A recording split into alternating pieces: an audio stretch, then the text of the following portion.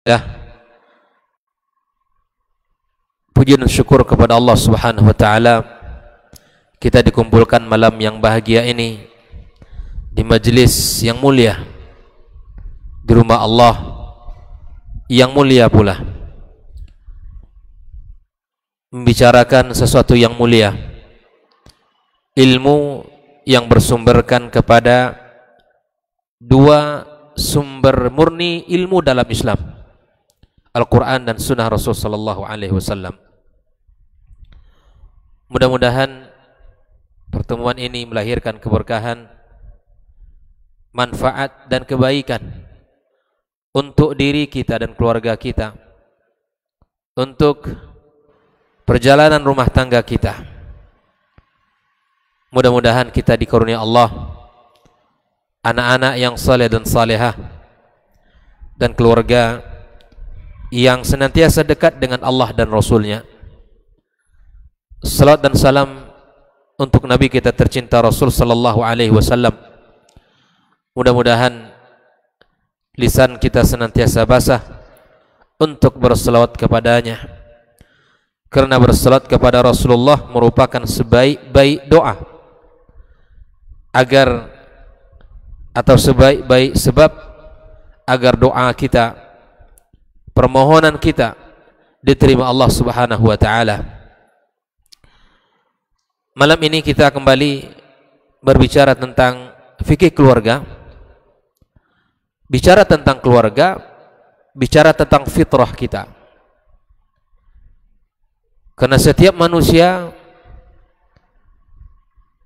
memiliki fitrah, memiliki semangat dan keinginan untuk membina rumah tangga.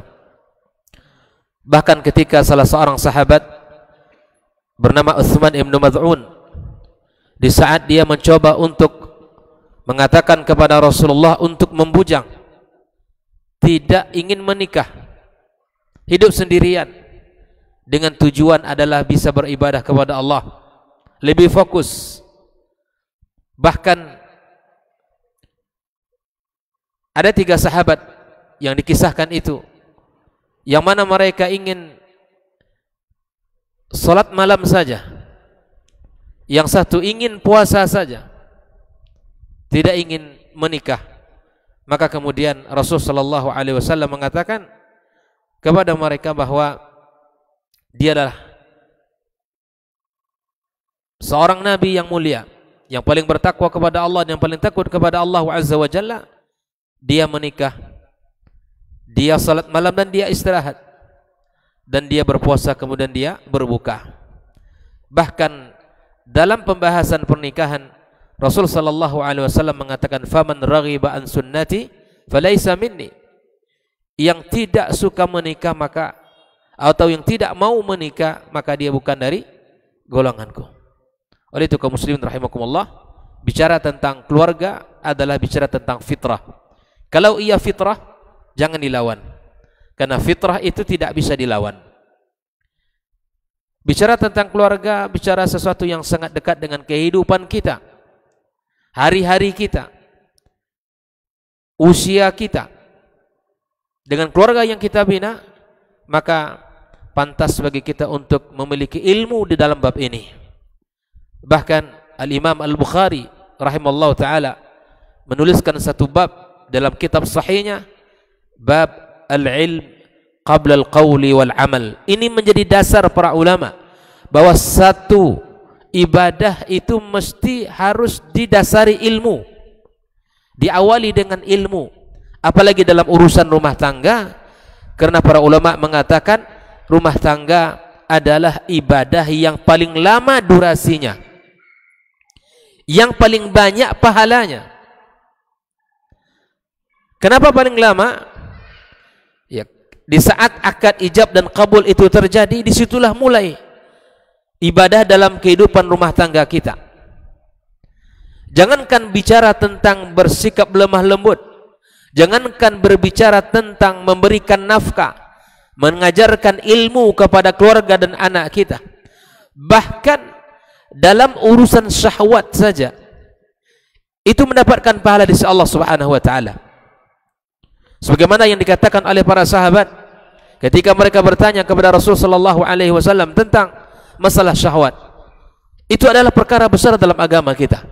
Karena kalau tidak terjaga, dia akan terjerumus kepada kemaksiatan dan pada akhirnya dia akan berdosa kepada Allah Azza wa Jalla.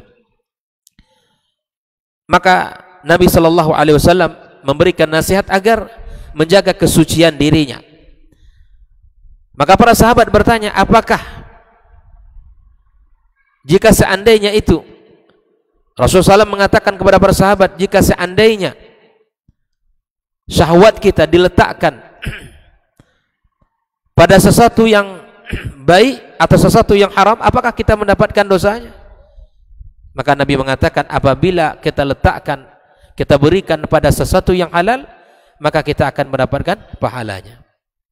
Jangankan kita berbicara tentang ilmu, jangankan kita berbicara tentang ibadah, jangankan kita bicara tentang mengajarkan anak-anak kita dasar-dasar agama, nafkah dan sebagainya, bahwa seseorang mendatangi keluarganya, di situ ada banyak kebaikan dan pahala si Allah Subhanahu wa taala.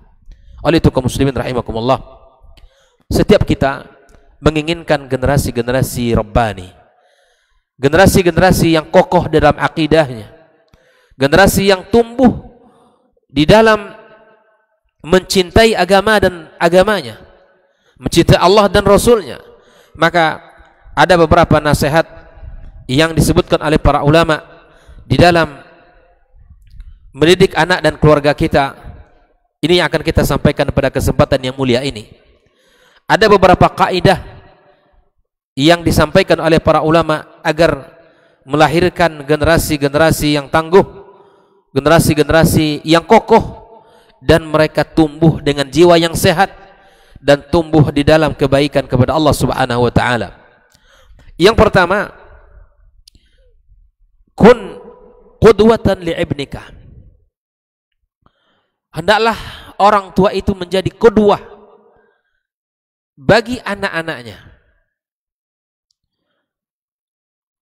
Qudwah di sini adalah qudwatun salihah, yang mana anak kita bisa mencontoh kebaikan itu dari kita, mencontoh kepribadian yang saleh itu dari kita. Semua kita menginginkan anak kita baik. Maka jalan utama, langkah pertama yang mesti kita lakukan, bahwa kita adalah harus menjadi tauladan bagi anak-anak kita. Tidak hanya tauladan bagi keluarga kita, bahkan bisa jadi tauladan bagi orang lain untuk kita. Tidak mungkin generasi akan tumbuh di atas akhlak yang mulia, di atas iman yang kokoh, sementara anak-anak mereka melihat pertentangan antara perkataan dan perbuatan ayahnya. Hari-hari hidup di dalam keluarga, dari bangun tidur, beraktivitas, sampai kita mungkin tidur kembali, bahkan sampai subuh kembali tiba, kita akan menjadi sorotan bagi anak-anak kita. Sebagai contoh, kedua di dalam kejujuran, kedua di dalam memiliki perkataan dan sikap yang jujur pada anak kita.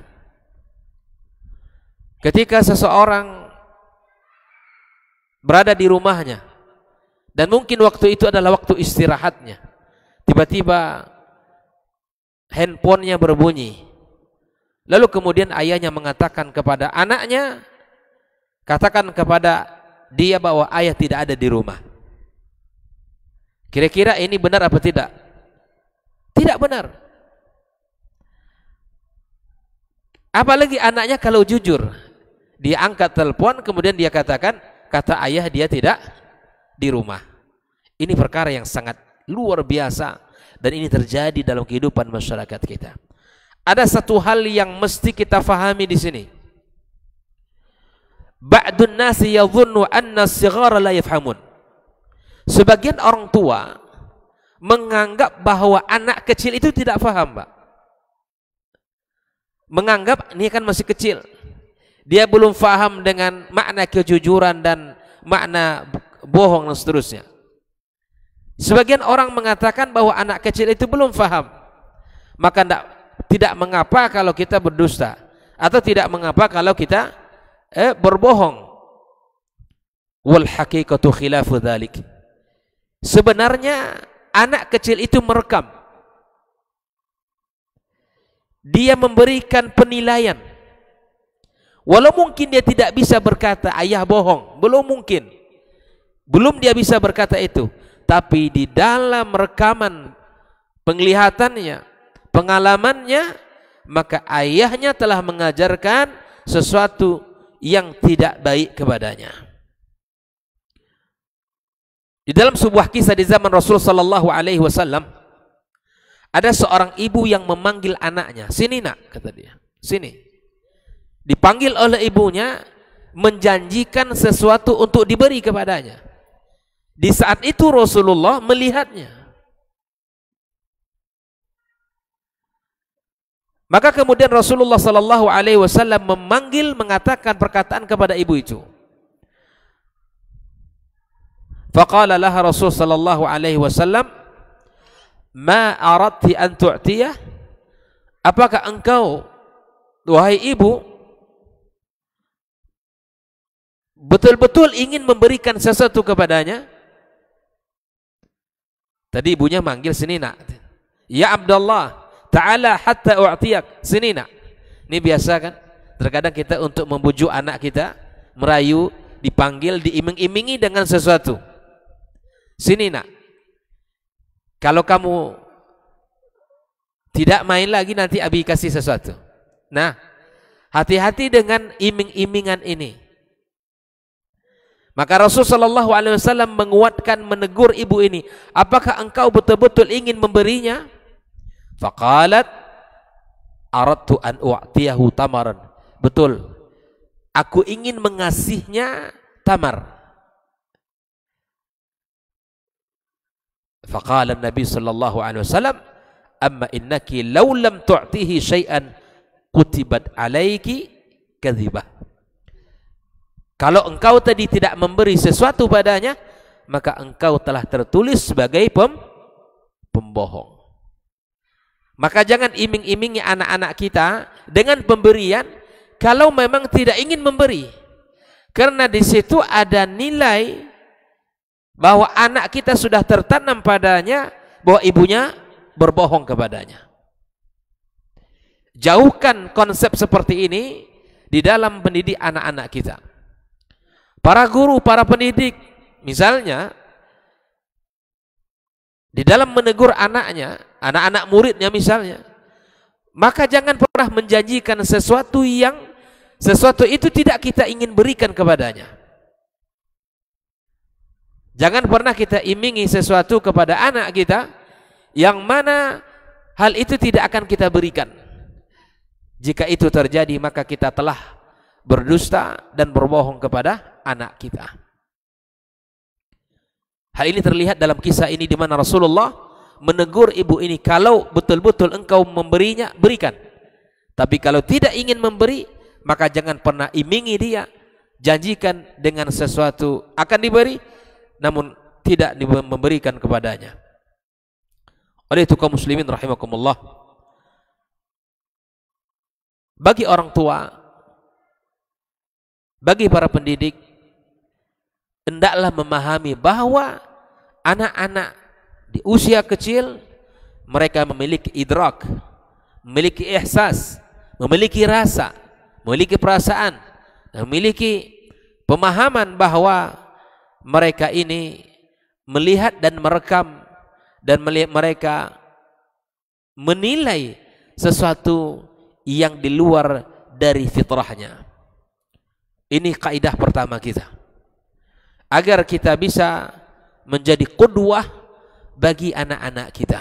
Kaum muslimin rahimakumullah, di dalam urusan ibadah misalnya, anak-anak kita minta dia untuk salat tepat waktu, berjamaah di rumah Allah. Sementara ayahnya atau bundanya atau guru di sekolahnya, mungkin di saat pendidikan kita normal, anak-anak disuruh ke masjid untuk sholat, sementara ayah duduk di rumah, sholatnya di rumah. Atau guru-gurunya menyuruh anaknya untuk mengambil wudhu dan kemudian sholat berjamaah. Tapi kemudian ada di antara misalnya guru-gurunya yang tidak mencontohkan kebaikan yang disuruh kepada anaknya. Ini juga tidak baik. Tidak menjadi qudwah bagi anaknya. Contoh di dalam membaca Al-Quranul Karim, setiap hari kita menagih anak kita, sudah berapa halaman kamu baca hari ini? Sudah berapa ayat kamu murojaah hari ini, nak? Sementara ayahnya tidak terdengarkan lantunan ayat yang dibaca di rumahnya. Tidak pernah dia mendengarkan bacaan murajaah, walaupun surat-surat pendek yang kita hafal. Maka tunjukkan kalau kita membaca Al-Quran, contohkan di rumah kita bahwa Al-Quran itu dibaca di rumah kita. Seorang ayah membaca, seorang ibu membaca. Nah, hal ini akan menjadi pemandangan yang indah dan kebiasaan yang tidak asing lagi dalam kehidupan rumah tangganya. Maka anak-anak akan merasa nyaman dan akan merasa dekat dengan kehidupan itu. Oleh itu kaum muslimin rahimakumullah,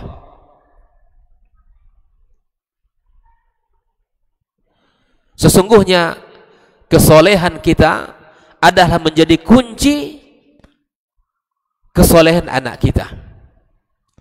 Kisah yang masyhur di dalam surat Al-Kahfi yang Allah kisahkan, wa ammal jidaru fakana li ghulamaini yatimaini fil Madinah, dinding rumah yang hampir roboh yang kemudian dibangun oleh Musa dan Khidir, bahwa di bawah dinding rumah yang roboh yang dibangun itu terdapat kanzun lahuma. Wa ammal jidaru fakana li ghulamaini yatimaini fil Madinah wa kana tahtahu kanzul lahuma. Maka Allah Subhanahu wa taala menjaga harta dua anak yatim di kota itu. Dan penjagaan Allah itu ada sebab. Penjagaan Allah tersebut Allah jelaskan fakana wa kana abuhuma salihah. Bahwa ternyata orang tuanya dulu itu saleh. Allah akan memberikan penjagaan kepada generasi kita, kepada anak-anak keturunan kita, di saat orang tuanya meningkatkan kualitas imannya kepada Allah. Ketika kita orang tua bisa menjaga keimanan kita, menjaga diri kita, agama kita, ketakwaan kita kepada Allah, itu semua akan menjadi benteng bagi anak-anak kita kaum muslimin.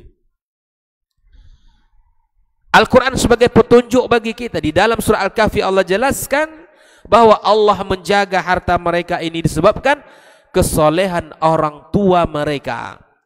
Al-Imam Ibnu Katsir rahimahullah menjelaskan, anak yatim yang Allah kisahkan dalam ayat ini, menurut sebagian ahli tafsir, bukanlah anak kandung dari ayahnya langsung, tetapi mereka ini adalah sudah garis yang ketujuh dari keturunan kakeknya. Bayangkan betapa jauhnya jarak antara orang tua yang saleh yang Allah sebutkan itu dengan dua anak yatim yang Allah kisahkan dalam Al-Quran ini. Jadi penjagaan Allah terhadap anak dan generasi kita di masa yang akan datang itu disebabkan keberkahan dari kebaikan-kebaikan kita. Sampai-sampai Ibnu Abbas radhiyallahu taala anhu mengatakan, hufidha bisalahi abihima walam yuzkar lahuma salah. Allah menyebutkan dalam ayat itu adalah kesolehan orang tuanya, tidak disebutkan tentang kesolehan anak ini berdua. Jadi penjagaan Allah terhadap mereka ini adalah sebab kesolehan orang tuanya dahulu, bukan karena kesolehan mereka dua anak yatim ini. Itu kata Ibnu Abbas, seorang sahabat Nabi yang dikenal dengan turjumanil Quran menafsirkan ayat tersebut. Oleh itu kaum muslimin rahimakumullah, kesolehan generasi itu berawal dari kesolehan orang tuanya.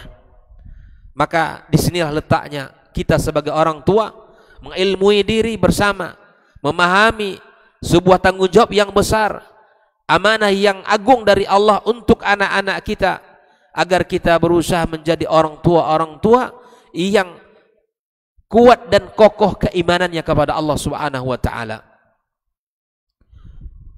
Ada sebagian sahabat Nabi dalam kehidupan mereka, ketika mereka melihat anak-anak mereka di rumah, maka ditambahkan ibadah-ibadah salat sunnahnya. Setiap kali melihat anaknya, setiap kali itu dia menambahkan rakaat-rakaat dalam salat sunnahnya, dengan satu tujuan, Allah memperbaiki generasinya, anak keturunannya, dengan cara mendekatkan dirinya kepada Allah Subhanahu wa taala.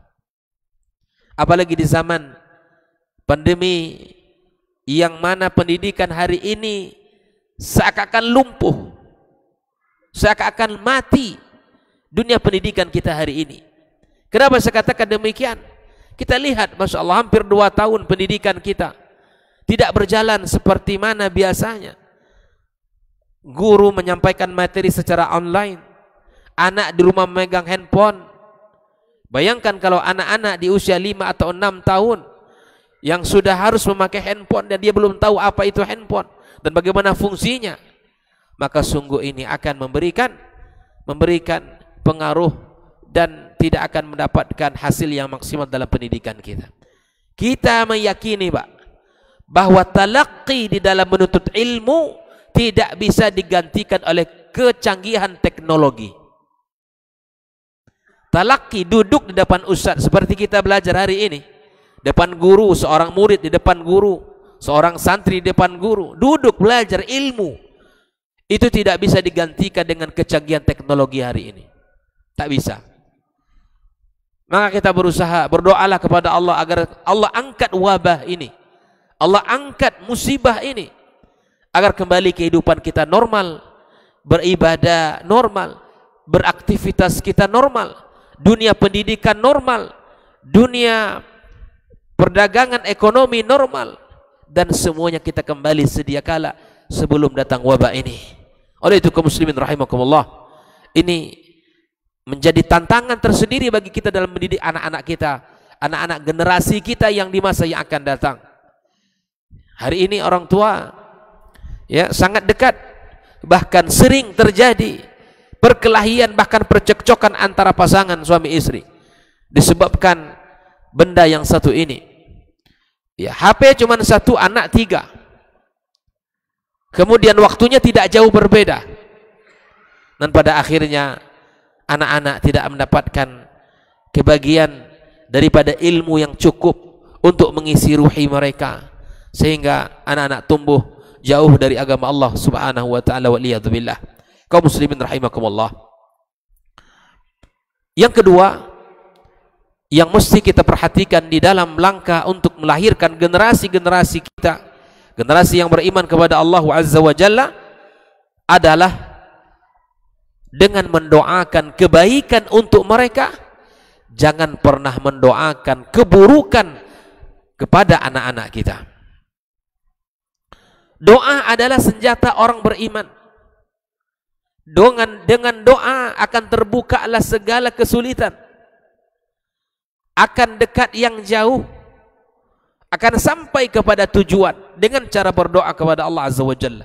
Bahkan Nabi sallallahu alaihi wasallam mengatakan bahwa doa itu adalah intinya ibadah. Karena kuatnya kita ini dengan doa, kaum muslimin. Andai saja doa ini tidak ada dalam agama kita ini, maka mungkin sudah banyak di antara kita yang mungkin sakit jiwanya. Karena setiap kali masalah datang menimpa hidup kita, baik urusan ekonomi, urusan keluarga, anak dan istri kita, urusan kesehatan dan lain sebagainya, kita bisa mengadu kepada Sang Pencipta kita. Kita bisa meminta, memelas kepadanya, Ya Rabb, farrij annal humum. Kita minta kepada Allah Azza wa Jalla, kita mohon kepadanya. Ada tempat kita mengadu, ada tempat kita meminta solusi Allah Tabaraka wa Ta'ala. Sesulit apapun kehidupan, masalah yang sedang kita hadapi kaum muslimin, jangan pernah kita berputus asa. Karena orang yang berputus asa itu adalah orang yang jauh dari rahmat Allah. Bukti kita tidak berputus asa, jangan pernah kita berhenti mengucapkan doa memohon kepada Allah. Al-ibtihalu illallah ta'ala bis su'al. Minta kepada Allah, ya Rabb, ya Rabbana, Rabbi habli minas salihin, Rabbi habli min ladunka dzurriyyatan thayyibatan innaka sami'ud du'a. Di dalam kisah doa ini banyak sekali dalam sejarah Islam. Mulai dari sahabat, mulai dari zaman para sahabat, para tabi'in dan tabi'in sampai hari ini, kekuatan doa akan senantiasa terlihat di dalam kehidupan sebagian kaum muslimin. Maka Nabi sallallahu alaihi wasallam memberikan kepada kita sebuah kaidah di dalam kehidupan ini agar kita tetap memiliki keyakinan Allah menginginkan kebaikan untuk kita. Maka itu kaum muslimin, Rasulullah sallallahu alaihi wasallam mengatakan, la tad'u ala anfusikum.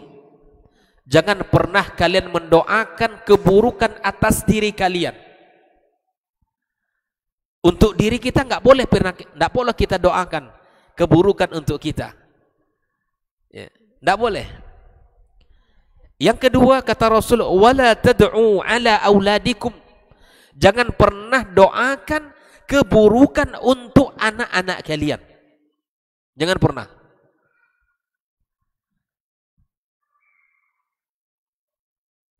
Selincah apapun dia, banyak barang yang diserakkan di rumah, atau menumpahkan air, bahkan mungkin makanan, atau memecahkan piring dan gelas misalnya, biarkan itu. Syukuri atas nikmat anak kita sehat. Jangan pernah kita mendoakan keburukannya. Yang ketiga, wala tad'u ala amwalikum. Jangan pernah doakan keburukan atas harta kita yang Allah titipkan kepada kita. Rumah kita, kendaraan kita, motor kita. Jangan pernah doakan keburukan. Kenapa demikian? La tuwafiqu minallahi sa'ah yus'alu fiha ata fayastajibu lakum. Bisa jadi pada saat kita mengatakan itu diaminkan oleh malaikat Allah dan Allah mengabulkan perkataan dan permintaan kita itu. Di dalam buku ini dikisahkan, yang pertama dia menceritakan tentang seseorang yang mendoakan keburukan pada anaknya yang usia 4 tahun. Ini kisah nyata, Pak. Ketika itu usianya 5 tahun. Anaknya bermain di atas tempat simpanan harta, artinya di tempat-tempat yang barang-barang mewah. Kalau kita apa itu ya, tempat-tempat mewah, main anaknya di atas itu. Lalu ibunya melihat, memintanya untuk turun, dan selesai mainnya, selesai sudah turun. Diminta beberapa kali, anak enggak mau turun. Lalu kemudian ibu ini mendoakan untuk anaknya. Apa kata anaknya? Inzili kata Allahu lisanaki. Turun nak. Allah, kalau tidak Allah akan mematahkan lisanmu. Tidak lama dari ucapan ibu itu, anak terjatuh ke bawah, lisannya patah, tidak bisa bicara. Baikkan. Jadi kita nggak boleh mendoakan keburukan, seburuk apapun kondisi kita di rumah dengan anak kita. Ya, mungkin kita bersedih dibuatnya, atau mungkin kita ya barang-barang kesukaan kita atau misalnya sesuatu yang berharga bagi kita, hal itu dirusak oleh anak kita, ya sudah, jangan sampai lisan ini berucap keburukan untuk anak kita. Kisah yang kedua disebutkan bahwa ada seorang ayah yang meminta kepada anaknya. Kebetulan di saat itu ayahnya memiliki kesulitan yang barangkali ya, membutuhkan bantuan di saat itu. Ini kisah nyata disebutkan dalam kitab ini. Lalu ayahnya kemudian menelpon anaknya untuk minta bantuan agar anaknya memberikan ya, sebagian dari hartanya untuk sebuah keperluan ayahnya. Namun anak ini kondisinya tidak jauh berbeda dari ayah. Di saat itu anaknya juga dalam kesulitan. Maka anak tidak mampu dan tidak bisa memberikan permintaan ayahnya. Lalu kemudian faqama hadzal ab bil wudu'i was shalah. Setelah ayah tidak mendapatkan bantuan dari anaknya, kemudian dia ngambil air wudu dan dia salat 2 rakaat. Selesai salat, dia berdoa kepada Allah, wada'a ala ibnihi bil faqr. Kemudian anaknya didoakan agar anaknya hidup dalam kefakiran. Fa'asha hadzal ibn faqiran ila an mat. Anak ini tumbuh hidup selama hidupnya sampai dia mati, hidup dalam kefakiran. Waliyatubillah. Ini jangan sampai terjadi Pak dalam kehidupan kita. Jangan sampai terjadi dalam kisah rumah tangga kita. Mendoakan keburukan untuk diri kita, untuk pasangan kita, untuk anak kita, untuk harta kita. Jangan pernah kita mendoakan. Karena ini kaidah dalam Islam, ini syariat. Nabi SAW mengatakan, tidak boleh kita mengatakan sesuatu mendoakan keburukan untuk istri kita dan anak kita dan keluarga kita.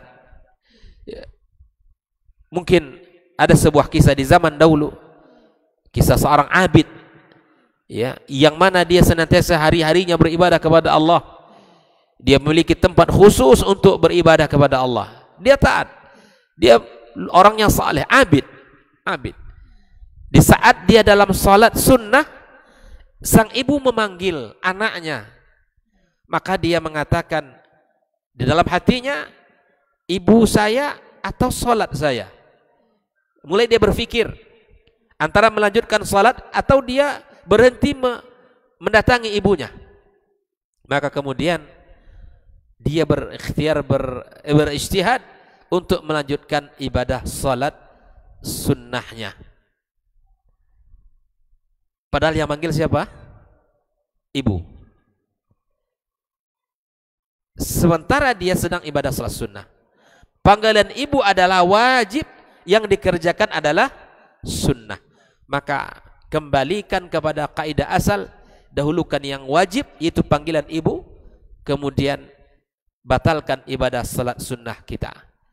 Maka kemudian ibu ini kurang sabar, mendoakan keburukan kepada anaknya, jangan engkau cabut nyawa si fulan sampai engkau uji dia dengan ujian yang berat, yaitu diuji dengan berjalan di depan para wanita-wanita yang tidak baik. Sehingga pada akhirnya datanglah kisah ini, diijabah Allah, terjadi dalam kehidupannya. Maka seorang wanita yang menggendong anak yang masih bayi datang kepada hakim mengatakan anak ini adalah anaknya si fulan. Maka kemudian dipanggil untuk membuktikan bahwa pengakuan kalau itu adalah anaknya. Lalu kemudian dia mengatakan kepada hakim agar diizinkan berbicara kepada anak ini. Di saat anak bayi itu dipanggil anaknya, wahai gulam, siapa ayahmu? Maka anak tersebut atas izin Allah dia bisa bicara. Dia mengatakan, ayahku adalah si fulan, tukang pengembala kambing yang ada di daerah itu. Maka batallah seluruh hujah orang, karena anak ini mengatakan langsung. Allah menolongnya, tetapi memang setelah dia mengalami ujian berat Karena dituduh melakukan zina bukanlah perkara yang ringan. Maka dia mengatakan, asabatni da'watu ummi, ini adalah akibat daripada doa ibu saya untuk saya. Maka itu kaum muslimin, para bunda sabar, apalagi di zaman pendidikan yang hari-hari di rumah anak kita. Ya, ayah juga sabar, ya, karena anak kita hari-hari di rumah, tidak pergi sekolah. Ya, kalau anak sudah di rumah seharian, tentu kita semua tahu apa yang dilakukan oleh anak-anak kita, yang itu membutuhkan kesabaran untuk menghadapi perilaku dan tingkah laku daripada anak-anak kita. Kaum muslimin rahimakumullah. Begitupun kisah-kisah banyak orang-orang yang tergelincir di dalam dosa dan kemaksiatan, tapi berkat doa-doa dari orang tuanya, Allah berikan hidayah dan kembali kepada keimanan. Di dalam Islam sangat banyak kisah-kisah. Bahkan dalam kehidupan nyata kita bisa juga melihat betapa dengan mudahnya dia kembali kepada jalan yang baik, kembali ke pangkal jalan, disebabkan doa-doa dari orang tua mereka. Kaum muslimin rahimakumullah, maka jangan pernah kita berhenti untuk berdoa kepada Allah agar Allah Subhanahu wa taala berikan kebaikan kepada anak-anak kita. Kaum muslimin rahimakumullah. Yang ketiga, di antara langkah yang bisa kita lakukan adalah senantiasa membersamai anak kita. Senantiasa menjaga hubungan keakraban dengan anak kita.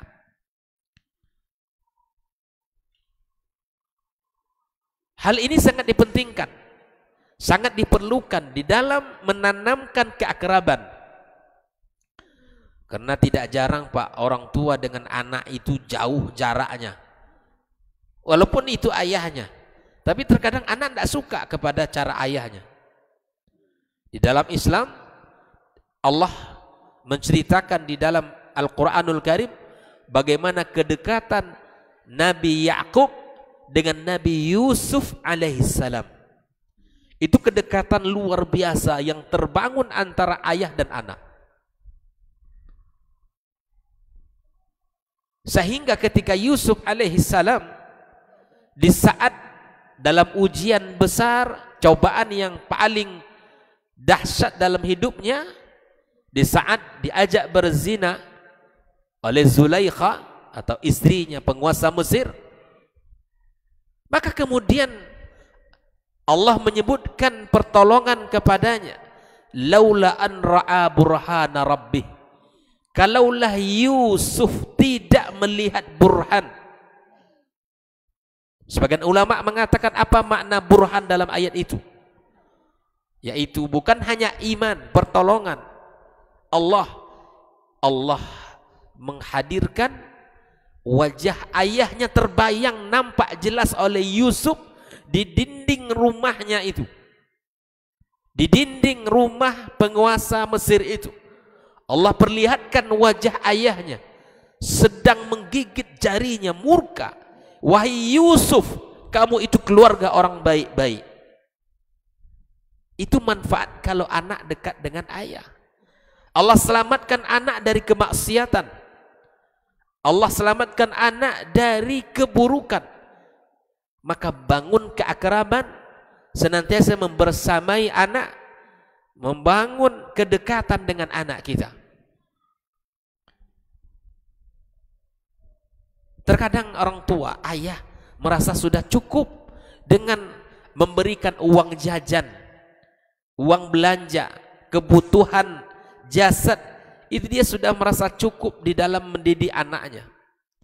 Padahal ada hal lain yang lebih mahal daripada itu, yang mesti diperhatikan, menyentuh hatinya, menyentuh imannya, menanamkan kekokohannya.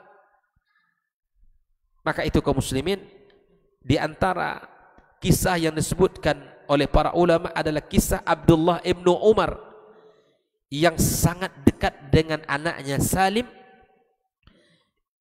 Dia senantiasa mencium, memeluk anaknya. Wa kana yuqabbiluhu wa yaqulu syekhun yuqabbilu syekhan. Ini ungkapan seorang ayah kepada anak, seorang syekh, orang tua mencium ya seorang anak yang dewasa. Jadi bangun kedekatan dengan anak. Bagaimana caranya? Disebutkan oleh para ulama kita, al-mizahu ma'ah, yaitu kita bercanda dengan anak kita. Ada saat-saatnya kita bisa bercanda dengannya. Jangankan para sahabat Rasulullah saja bercanda dengan anak dan cucunya. Bermain dengan mereka. Ada saatnya di hari-hari libur para ayah, orang tua berikan waktu. Setelah pulang kantor, anak kita rindu, Pak. Sungguh yang mereka tunggu dari kita adalah senyuman. Yang mereka tunggu adalah sapaan kita, Pak. Yang mereka tunggu adalah pelukan kita, ciuman kita. Apa kabar nak? Bagaimana kabar kamu hari ini? Pulang kita bekerja, disambut kita depan pintu oleh anak-anak kita misalnya. Maka jangan pernah diabaikan itu. Jangan pernah tidak dibalas sambutan hangat anak kita. Walau mungkin bapak capek, walau mungkin banyak masalah di kantor, mungkin belum selesai pekerjaan, tapi sambutlah anak-anak kita itu sebagaimana dia ingin menyambut kita dengan kegembiraannya. Maka di sini membangun kedekatan dengan bermain dan bercandah dengan anak-anak kita. Rasulullah di kota Madinah itu banyak kisah yang kita dapatkan dalam riwayat. Di antaranya Rasulullah sallallahu alaihi wasallam ya bermain dengan cucunya, dengan Hasan. Ya. Hasan naik ke pundaknya. Kemudian seakan-akan Rasulullah itu adalah kendaraannya dan cucunya mengendarai Rasulullah sallallahu alaihi wasallam. Dan itu dilayani oleh Rasulullah sallallahu alaihi wasallam. Ya. Sebagian sahabat bermain dengan anaknya. Maka tidak asing dalam kehidupan Rasulullah dan para sahabat, mereka ini dekat dengan anak. Sehingga Nabi menegur seorang ayah yang memiliki 10 anak, yang anaknya ini tidak pernah diciumnya. Maka Nabi mengatakan, ya, man la yarham la yurham. Yang tidak pandai berkasih sayang tidak akan disayangi. Di zaman Umar, ketika ada salah seorang dari sebuah kaum yang akan diangkat untuk menjadi pemimpin di wilayahnya, setelah dipanggil oleh Umar, lalu kemudian dia melihat Umar bermain dengan anak-anak, maka spontan dia mengatakan, wahai Amirul Mukminin, ya engkau bermain dengan anak-anak. Melihat pertanyaan yang konyol ini, Umar mengatakan, kamu tidak pantas untuk menjadi pemimpin. Langsung disuruh pulang, tidak jadi dilantik. Kenapa demikian? Karena kamu sama anak darah daging kamu sendiri, kamu tidak pandai berkasih sayang, apalagi dengan rakyatmu yang bukan darah dagingmu. Ini langsung dibatalkan oleh Umar untuk dilantik di saat itu. Pulang, Pak. Karena orang yang tidak pandai berkasih sayang kepada anak dan keluarga, bagaimana mungkin dia akan pandai berkasih sayang kepada orang lain? Kita dengarkan azan.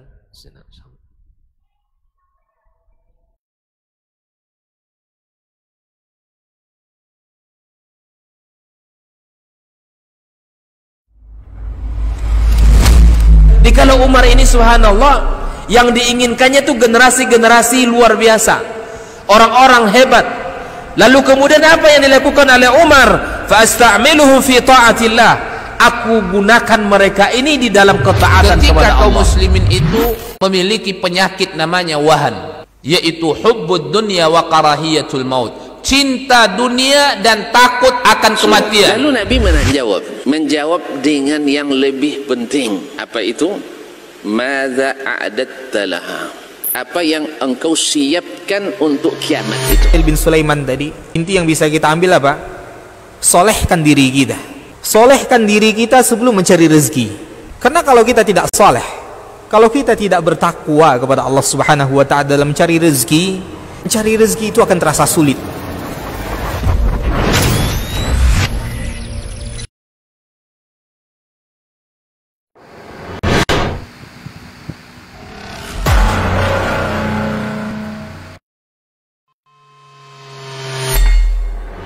Jadi para sahabat itu, kaum muslimin, yang terbayang bagi mereka itu adalah infak, yang terbayang bagi mereka adalah sebuah kebahagiaan, keselamatan di akhirat yang kekal dan abadi di sisi Allah tabaraka wa taala.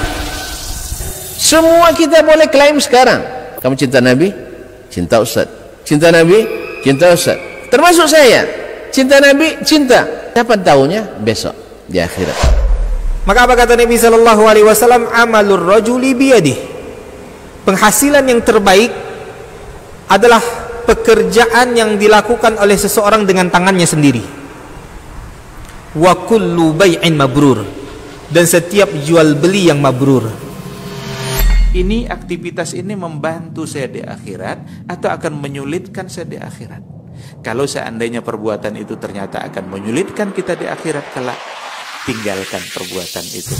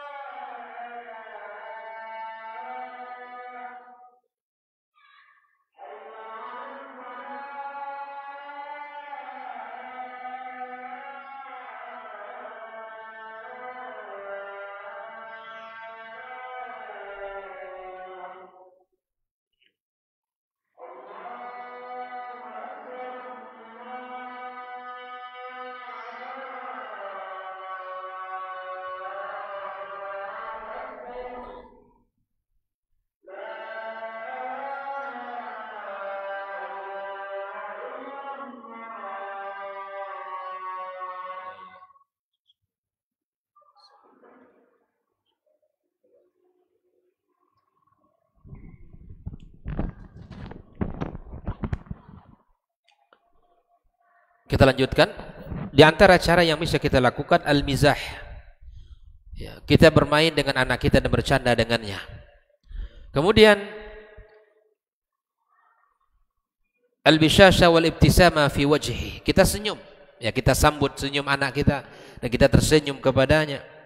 Wal mulatafah, kita berlembah lembut dengan anak-anak kita. Walayyinil kalam, kita memberikan ucapan yang lembut kepada anak-anak kita. Dan biarkan dia bicara. Kalaupun dia salah-salah, tidak ada masalah itu. Kalaupun tidak tepat yang diucapkannya, tidak ada masalah. Atau mungkin kita ajak anak kita untuk, kalau sudah mulai ya dewasa, kemudian sudah mulai dia berpikir ya, menggunakan analisa, maka kita minta pendapat-pendapatnya. Dalam perkara-perkara tertentu kita minta sarannya. Walaupun terkadang mungkin saran-sarannya itu, ide-idenya itu belum bagus, tidak ada masalah. Tapi dengan cara seperti itu kita bangun kedekatan dengan anak kita, akan terbentuk rasa di hatinya. Kemudian kita ajak anak-anak kita untuk pergi ziarah, ketemu, berjumpa dengan keluarga, berjumpa dengan seseorang, apalagi dengan orang-orang alim. Sangat dianjurkan untuk membentuk kepribadian anak-anak kita. Maka bawa anak-anak kita kepada orang-orang yang berilmu, ahli ilmu. Ajak anak kita, ayo anak, kita jumpa dengan Ustadz Fulan, kita jumpa dengan si Fulan yang mungkin dari segi keilmuan kita, baik itu Al-Quran dan seterusnya, memiliki kelebihan. Maka kita ajak anak kita. Anak kita kenalkan, Ustadz ini anak saya. Setelah kita kenalkan, kita katakan kepada Ustadz itu, doakan anak saya. Kita minta doanya. Dan begitulah kita terus mencoba untuk membangun ya kepribadian anak kita, mengajaknya ziarah. Kemudian kita mengajak kepada beberapa acara-acara yang mungkin boleh bagi kita untuk membawa anak. Tidak ada masalah. Dan sebagian orang tua anak itu dikurung di rumah, tidak boleh bawa kemana-mana. Macam-macam dia segan anaknya nanti begini dan begitu, anaknya nanti ya tidak bisa diatur seterusnya. Maka itu kaum muslimin, di antara cara yang paling baik untuk kita ajak adalah untuk hadir dalam majelis ilmu. Makanya Salim ya senantiasa dibawa oleh ayahnya hadir dalam majelis ilmu dan mengikuti ayahnya ya kemanapun dia pergi dan mendengarkan nasihat dari ayahnya. Bahkan dia tak jarang menghafal kalimat-kalimat ayahnya karena dekat sekali ayah itu dengan anaknya, sehingga dia tahu bagaimana ayahnya, bagaimana ucapan ayah marah dan bagaimana ucapan ayah lagi tidak marah. Maka bangun kedekatan dengan anak-anak kita. Nah, kaum muslimin rahimakumullah, membangun kedekatan dengan anak kita adalah membangun jembatan cinta kasih antara orang tua dengan anak. Bahkan tidak hanya cinta, dia akan menjadi benteng anak kita dari teman-teman yang tidak baik. Makanya di dalam hari-hari kita itu, dekati anak kita dan sampaikan nasihat. Bukan hanya sekedar bermain, tapi berikan sentuhan-sentuhan nasihat. Bagaimana anak ini akan bisa terjaga dari sahabat-sahabat, dari teman-teman yang tidak baik, ya sementara ayah tidak pernah terdengar olehnya memberi nasihat. Bayangkan Pak, kalau anak ini tidak pernah mendengar satu nasihat pun dari ayahnya, bagaimana dia akan bisa membentengi dirinya? Coba lihat. Maka Nabi Yusuf tadi yang kita kisahkan, itu langsung terbangun, teringat langsung wajah ayahnya, karena dekat sekali. Maka jangan disalahkan anak itu tidak terjaga dari pergaulan buruknya, dari sifat-sifat tidak baiknya. Apa yang membuat dia bisa meninggalkan itu? Daya tarik temannya sangat kuat, sementara ayah tidak hadir dalam memberi nasihat-nasihat itu. Tidak membangun kedekatan. Makanya kita berikan, nak, jangan kamu berteman dengan teman-teman yang tidak baik. Bertemanlah kamu dengan orang-orang yang saleh. Bertemanlah kamu dengan orang-orang yang rajin ke masjid, dengan orang-orang yang rajin menghafal Al-Quran, dengan orang-orang yang dekat dengan ilmu. Cintai mereka, bersahabat dengan mereka. Makanya orang tua harus tahu kemana anak-anaknya pergi dan sama siapa dia pergi. Harus tahu. Jangan dianggap anak kita sudah besar dia tahulah, bukan begitu. Dengan kita mengetahui kemana dia pergi dan siapa dia pergi, itu akan memberikan kepada kita sebuah kenyamanan. Ya, yakin kalau anak pergi dengan si fulan, insya Allah tak akan jauh kecuali pergi ke majelis ilmu misalnya. Kecuali hanya diskusi, kemudian makan, pulang. Tapi kita khawatir dengan pergaulan-pergaulan yang bebas, yang hari ini ya berteman bukan hanya di lingkungan kita, tapi bisa jadi pertemanan di dunia maya yang berjauhan tempat, tapi bisa jadi itu mengikat. Maka ingatkan nasihat-nasihat itu kepada anak kita, sampaikan kepadanya agar menjaga pandangan, menjaga kesucian, menjaga agama Allah, ya, menjaga dirinya. Jangan pernah meninggalkan salat, jangan pernah meninggalkan ya syariat ini. Dimanapun kamu berada, bangun itu, nasihat itu disampaikan. Nasihat kepada anak itu kapan waktunya? Kalau dalam sejarah Nabi itu menggunakan 2 waktu. Di antara waktu yang digunakan Nabi di atas kendaraan. Ketika Ibnu Abbas itu berada di atas kendaraan bersama Rasulullah, Rasul memberinya nasihat. Nasihatnya tidak tanggung-tanggung kaum muslimin. Nasihat-nasihat ketakwaan, ihfadzillah yahfadzka. Wahai anak, jagalah Allah, nak, Allah akan menjagamu. Ihfadzillah tajidhu tujahaka. Jagalah Allah, engkau dapatkan Allah di hadapanmu. Ibnu Abbas ketika itu masih kecil, tapi Nabi telah memberikan nasihat itu kepadanya. Perhatikanlah itu.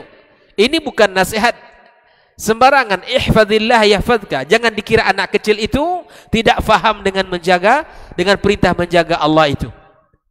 Mungkin dia belum balik, tapi kalimat itu sudah harus sampai ke telinganya dan sudah harus masuk ke dalam hatinya. Coba hitung-hitung Pak, hari-hari kita di atas kendaraan kita mungkin berapa jam bersama anak kita. Gunakan waktu di atas kendaraan itu bicara dengan anak kita. Ngobrol, bicara, jangan diam. Apa saja kalimat-kalimat yang membuat dia bisa menahan dirinya dari maksiat. Yang kedua, selain di atas kendaraan, Rasulullah menggunakan kesempatan di saat-saat makan.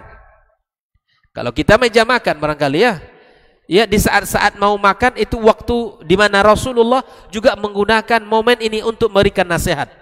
Ada seorang anak kecil yang makan bersama Nabi, kemudian tangannya kemana-mana. Kan ada makan, ya makan dari sisi yang dekat dengan kita.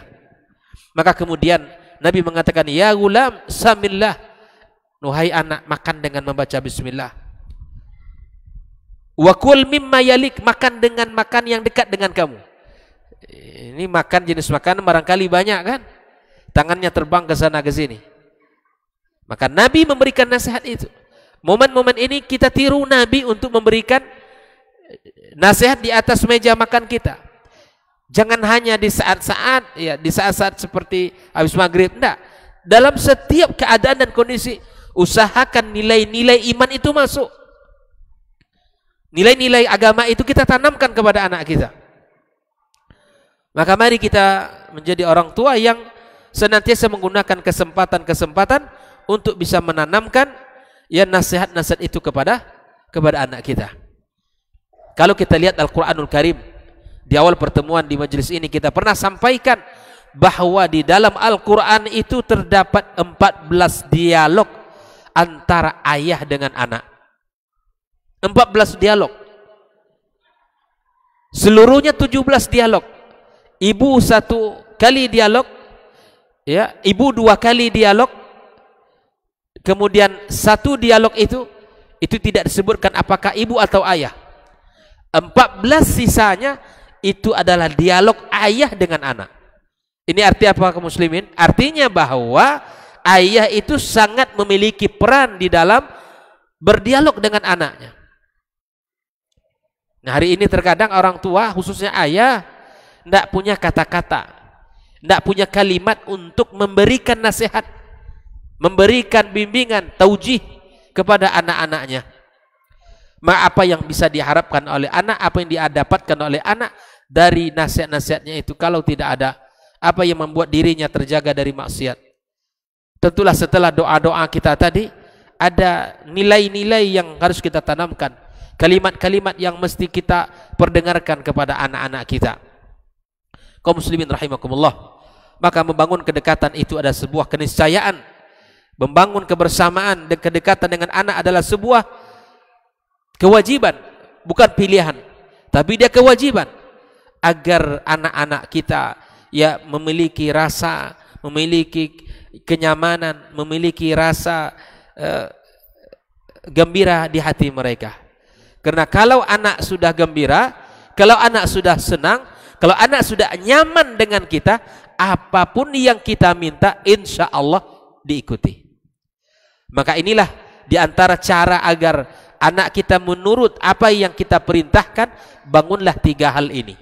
Bangun kenyamanan anak dengan kita, bangun kedekatan anak dengan kita, dan bangun kegembiraan anak dengan kita. Insya Allah kalau 3 hal itu sudah tertanam, maka anak kita akan mudah dan akan sangat dekat dengan kita, dan mudah untuk kita minta melakukan apa yang kita inginkan di dalam kehidupan kita. Kaum muslimin, kaum muslimat rahimakumullah, inilah 3 kaidah yang malam ini insyaallah menjadi pelajaran mahal bagi kita bersama. Kalau bisa kita mengulang, yang pertama adalah kita harus menjadi orang tua yang menjadi tauladan bagi anak-anak kita. Yang kedua adalah kita senantiasa mendoakan anak-anak kita di dalam kebaikan, munajat kita, doakan selalu. Jangan pernah kita mendoakan keburukan untuk anak-anak kita. Dan yang terakhir adalah membangun kedekatan dengan anak-anak kita, membangun hubungan, rasa nyaman, bahagia dan tentram bagi jiwa anak-anak kita. Lalu kemudian itu akan memberikan manfaat di dalam nasihat-nasihat kita insyaallah, sebagaimana dulu para ulama, para sahabat membangun kedekatan dengan anak mereka dengan cara mencium anaknya, bercanda dengan anaknya, kemudian berdialog dengan anak dan menyertakan mereka dalam aktivitas-aktivitasnya. Wallahu taala alam bisawab. Ya, semoga gimana?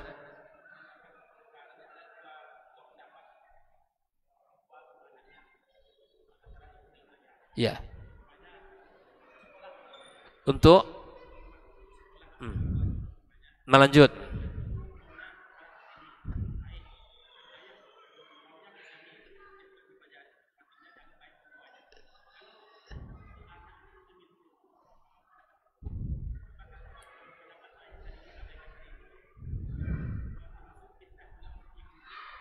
Baik. Barakallahu fikum. Ada pertanyaan dari saudara kita. Bagaimana jika terjadi ya perselisihan dalam pendapat untuk memilih kelanjutan sekolah anak? Si ayah mau begini masuknya dan si ibu maunya ke sekolah ini. Dan anak mungkin karena kedekatan tadi memilih ya keinginan ibu. Nah, begini kaum muslimin rahimakumullah. Pertama, bahwa kita sebagai pasangan suami istri harus menjaga komunikasi. Jauh sebelum anak ini akan kita antarkan kepada lembaga tertentu, maka kita sebagai pasangan suami istri harus sama-sama berdiskusi dulu. Berdiskusi dekat, berbicara, mencari data tentang pondok ini, mencari data tentang pondok ini misalnya, atau sekolah ini, dan mencari data tentang sekolah ini. Lalu kemudian setelah kita dapatkan data itu, kita dekatkan kepada keinginan kita berdua. Tentu kita sebagai orang tua memiliki ya keinginan-keinginan tertentu. Maka anak ini ya ingin kita masukkan ke lembaga ini, maka begini, kalau seandainya pendidikannya begini ya, maka sebelum kita menentukan pilihan, maka langkah yang pertama adalah kita harus mencari data, mencari informasi tentang lembaga ini dengan segala apa yang ada, keistimewaan dan kekurangan. Karena masing-masing sekolah dan lembaga pasti ada kekurangan dan kelebihannya. Maka pertimbangkan maslahat dan mafsadat. Pertimbangkan dalam seluruh sisi. Mungkin di sisi waktu kita menjenguk, dari sisi keuangan kita, dari sisi visi misi kita yang lebih utamanya. Maka disepakati bersama. Ya, kalau seandainya dari sisi ini lebih, di sisi ini ada kelebihan dan kekurangan, maka putuskan berdua. Dan ingat para ummahat bahwa laki-laki itu adalah hakim di rumah. Hakim bukan berarti dia tidak boleh, seorang istri tidak boleh menentukan, boleh. Tetapi hendaklah pilihan itu harus menurut pilihan suami, karena berdasarkan data-data yang ada tadi. Jangan paksakan. Dan insya Allah sebelum menentukan pilihan, maka istikharah itu adalah jalan terbaik bagi kita untuk menentukan sesuatu. Istikharah, minta kepada Allah petunjuk, minta kepada Allah bimbingan di dalam menentukan lembaga mana yang akan kita pilih. Jalan yang paling terbaik adalah musyawarah. Jalan yang paling terbaik adalah dengan cara yang mendiskusikan bersama, dengan membandingkan data-data informasi yang ada dalam lembaga itu. Oleh itu kaum muslimin rahimakumullah, dengan cara demikian insya Allah keputusan kita baru kita sampaikan ke anak kita. Catatan terakhir saya di dalam masalah lembaga ini, ada banyak orang tua ketika ingin mengantarkan anaknya ke sebuah lembaga, orang tua ingin masukkan anak ke pesantren, tapi anak ini tidak pernah diceritakan tentang ke pesantren. Anak ini tidak pernah dibawa untuk bertemu dengan anak-anak yang sudah masuk pesantren. Bahkan tidak pernah anak ini diajak untuk berkeliling bagaimana melihat suasana pesantren.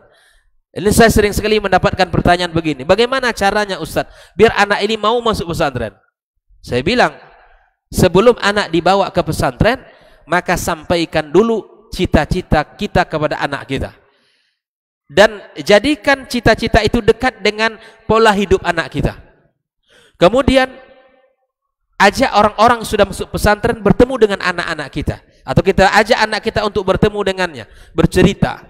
Dan kita jadikan satu waktu khusus untuk berkeliling, misalnya untuk pergi rihla, mengunjungi beberapa pondok-pondok pesantren. Dengan demikian langkah itu akan sangat mudah bagi anak kita, karena dia sudah memahami, rindu dia dengan suasana itu, karena dia sudah mengetahui informasi, dia sudah ada ilmunya, dan dia sudah dapat sedikit ceritanya. Dengan demikian insya Allah anak akan mudah untuk kita arahkan.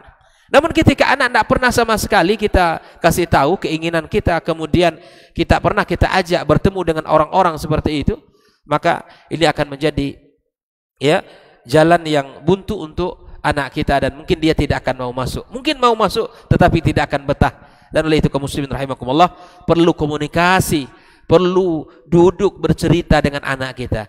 Cari waktu yang sangat berkesan untuk kita bercerita, ngobrol, bicara dengan anak kita. Insya Allah dengan langkah-langkah itu semua akan mudah bagi kita untuk bisa menentukan pilihan kita bersama. Wallahu ta'ala alam bissawab. Subhanakallahumma wa bihamdika asyhadu an la ilaha illa anta astaghfiruka wa natubu ilaik. Wassalamu alaikum warahmatullahi wabarakatuh.